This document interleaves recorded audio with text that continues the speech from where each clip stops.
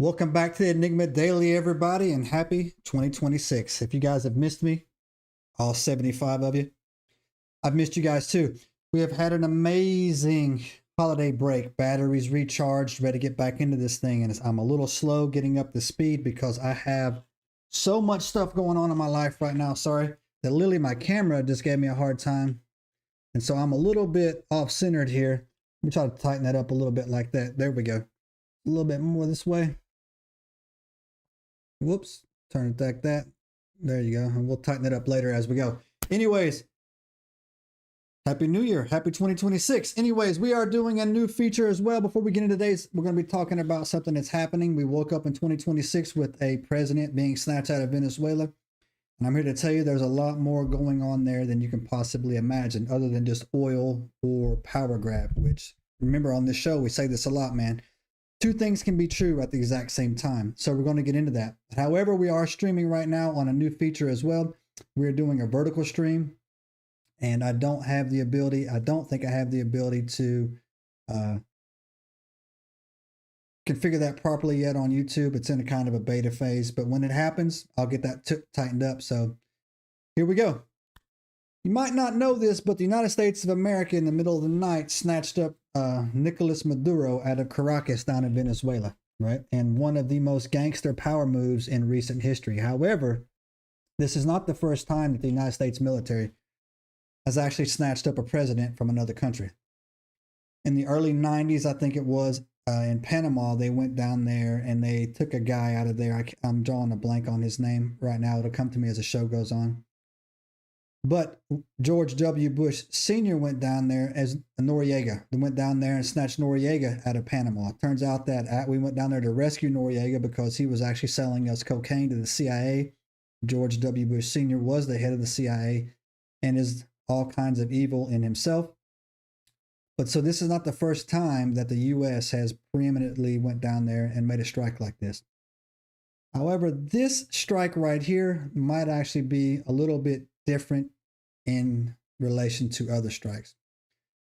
This strike had a lot of, I would say, facets to unpack, and we're going to try to get into it real quick. So stick around for the next 10 minutes and we'll unpack it. But this is 100% execution of a policy called the Monroe Doctrine. If you're not familiar with the Monroe Doctrine, it is actually a U.S. foreign policy that is extremely, extremely old. It was established in 1823 by President James Monroe.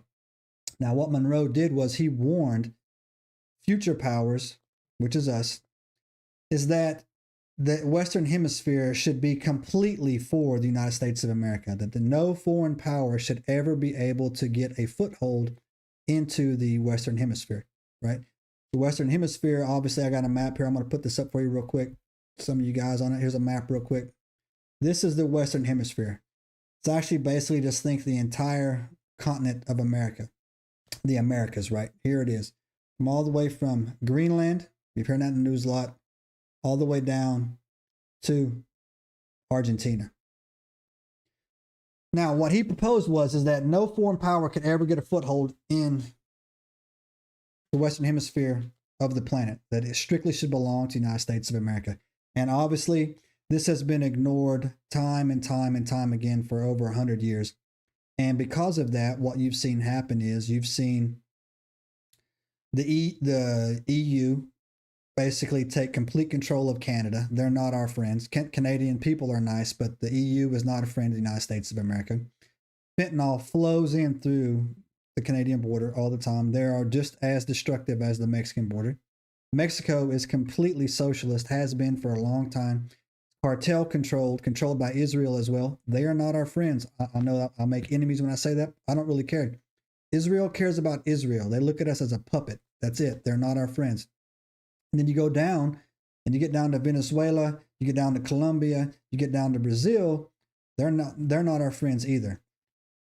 And the reason they're not our friends is some of them is because Brazil and Venezuela, not so much Colombia, have massive Chinese and Russian influence there, especially in Cuba. Cuba was propped up financially by Venezuela, which is propped up financially by Iran, China, and Russia, right? So the Monroe Doctrine says that, no foreign power can get a hold in, the Western Hemisphere. And so that's what you saw, one of the reasons why you saw this strike take place, right? Now remember, two things can be true at the exact same time. The United States of America wants Venezuelan oil for the following reasons. One, they were selling that oil to China, to Iran, to Russia to get past our sanctions, right? But Venezuela has also a very specific type of oil called heavy crude. It's not light crude. And it has to be a special refinery has to be used when turning that into gasoline. In America, there's only 20 on the planet, and America has all 20, right? So what they were doing is they were refining this oil somehow at sea with China. I don't know how they were doing that. That's coming out of the news or whatever. And the Colombian president is involved in this. They were manufacturing cocaine in Colombia, shipping it to Venezuela. Venezuela was distributing it throughout the Caribbean. Caribbean was selling it into the United States. And then the money was going back to Brazil to money launder it back to the two other countries, or the two other, probably just presidents, actually. So yes, there is a drug influence in there as well, right? Also, another thing why this probably happened is Venezuela sits on a massive amount of gold, silver, and I think lithium, other precious metals for cell phones and things of that nature. So all three of those combined is the reasons why the United States of America went down there and snatched Maduro, and they tried to charge him with being the head of an international drug cartel. And those charges literally got dropped in court this morning, saying there is no drug cartel. He is not the head of a drug cartel. They're charging him with something so stupid, saying that he had unauthorized machine guns, which I don't really understand that. He's in a totally different country, but sure. He is in the Southern District of New York, which is incredibly corrupt. And they are charging him with cocaine smuggling somehow. And that's funny because we haven't heard anything about the cocaine until recently. It was all about the boats being full of fentanyl. The fentanyl is actually coming in through Canada and Mexico, and the cocaine is coming in through Colombia and Venezuela, right? So I don't know how you could snatch this guy out of another country to do it. However, there is a thin legal basis for it to do it. He is actually not the president of Venezuela. There was a duly elections took place. He lost. He seized power with the military and never gave it up. So that's a gray area that you have going on. Now, this current administration also will tell you that, this is all about the Monroe Doctrine. It's not all about the Monroe Doctrine. It's never all about the best interest of the United States of America. Greed runs a lot of these evil satanic people in the United States of America. JP Morgan is already down there. All the major oil company stocks shot up, right? So it's about oil and control of the Western Hemisphere, and stopping the drugs literally is just a byproduct of in my opinion, what it is. Also, too, it is the exact same reason. It is in some part to drive China and Russia out of the Western Hemisphere, which is not a bad thing. It's already had, I would say, ripple effects into Panama, and Panama has taken down all their Chinese stuff as well. They're totally leaning into the United States of America. Cuba will probably be the next to fall. They won't fall militarily. They will simply fall economically. Colombian president, can't remember his name right now. He is due for election in like 6 months or whatever. So he's due for, I think, August. He's due for election, so a little bit longer than 6 months.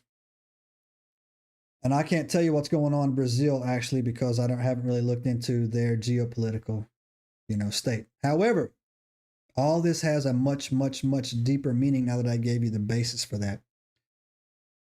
This totally aligns up with the New World Order. And the New World Order is simply a simplification of the hemispheres of the planet will be divided into they say 7, but it's not really 7. It's going to be 3. 3, powers will control it. And that one power, those 3 powers will be controlled by the New World Order or the Antichrist.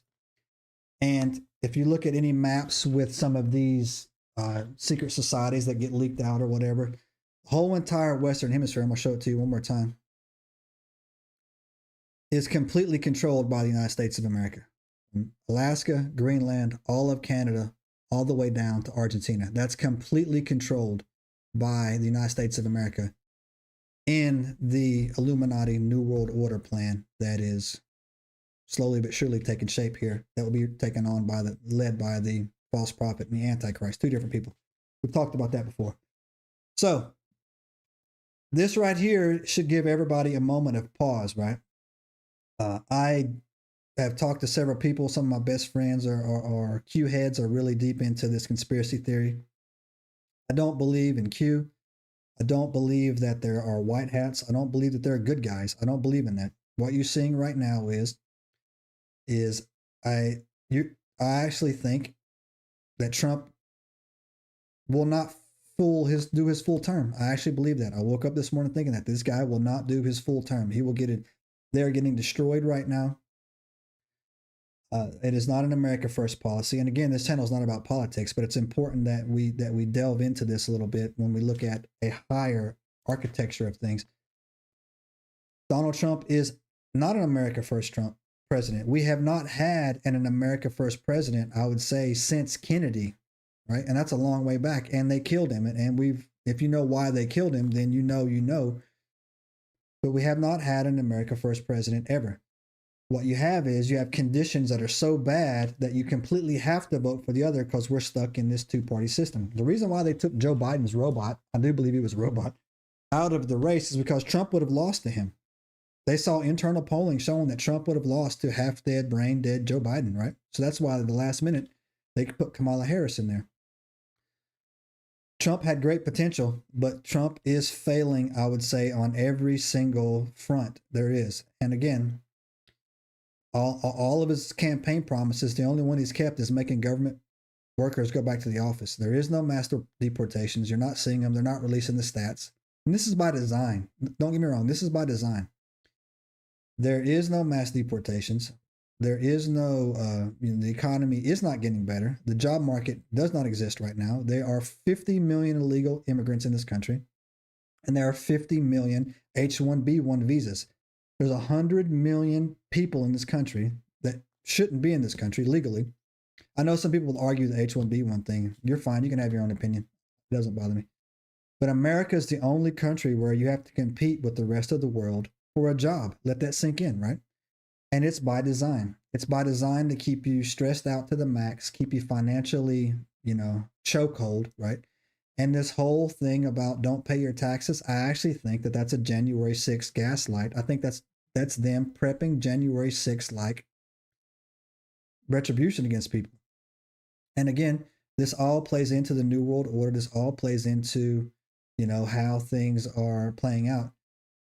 Trump told people to peacefully walk down to the, Congress on J6, and they spent 4 years in prison for it. The same way that they're hyping up this don't pay your taxes. They won't peg you at the federal level, but I think in the blue states where you have to pay state taxes, they'll peg you. That's just my opinion. Hey, how you doing, Robert? Back off Christmas break, buddy. Let's be ready to get into it.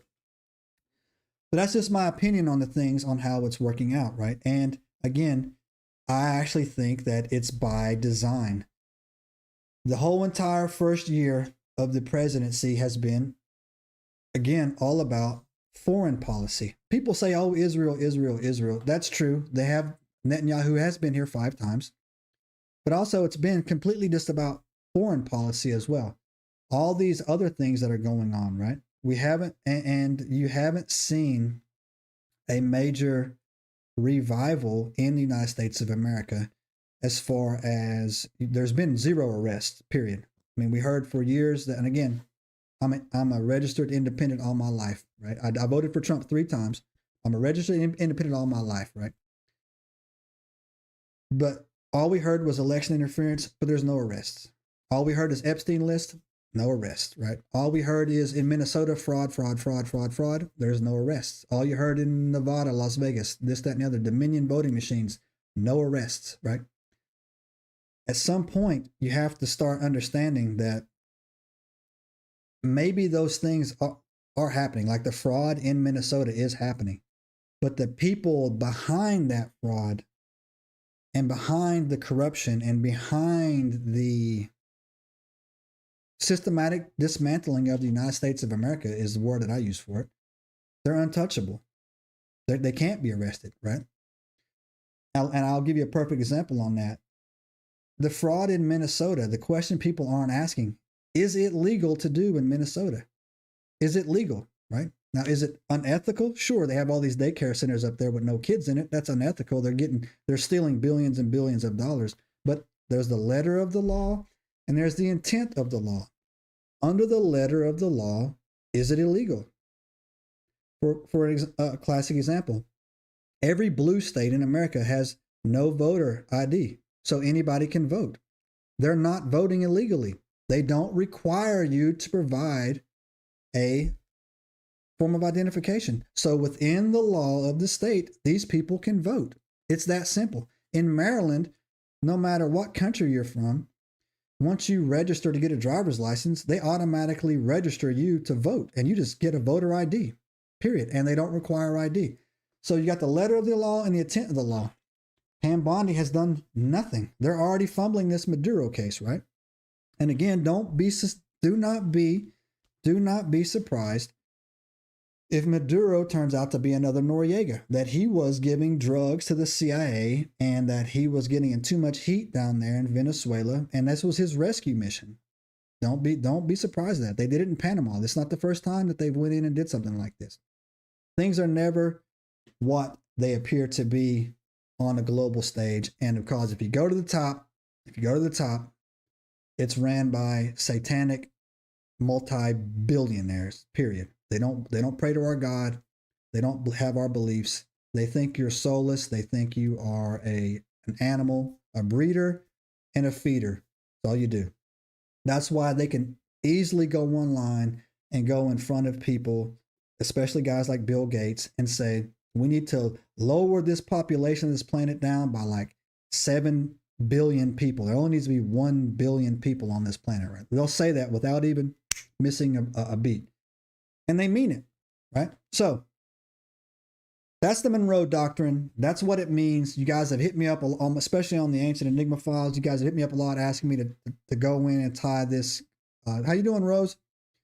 Tie into the geopolitical things that are going on around the planet, how it ties into the formation of the New World Order. But again, as I leave here one last time, here's the map of the Western Hemisphere. And you go online, you look up any New World Order maps. This entire Western Hemisphere is supposed to be controlled by one group of people, and that people will come out of the United States of America, right? So Cuba will fall next. You'll watch the guy in Colombia probably lose his election, and I'm not quite sure what's going to happen in Brazil, but you can bet your bottom dollar the next duly elected president of Venezuela will be very suspiciously aligned with a lot of globalist agenda. Again, here's another fun fact. Venezuela is one of 7 countries left on the planet without a Rothschild central bank in it.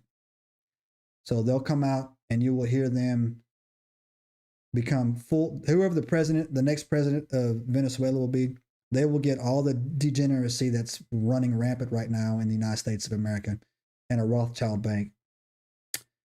And it will be they will come out of nowhere, and the first thing they'll do is probably go to Israel and put their face on that wall. Or they'll do that before they get elected. Because read the book of Revelations, get all the way to the end, and you'll see what's coming on here. Let me take one thing here real quick. Check the chats. I know we're running a little bit long today, guys, but I said I've been off for 2 weeks for my vacation. It's a thing for sure in Colorado, an airspace port has treaties with other nations going back to 2013 at least. Also, their tagline is America Hub for Space Transport, not rocket transport. That's a great point in the chat, Rose.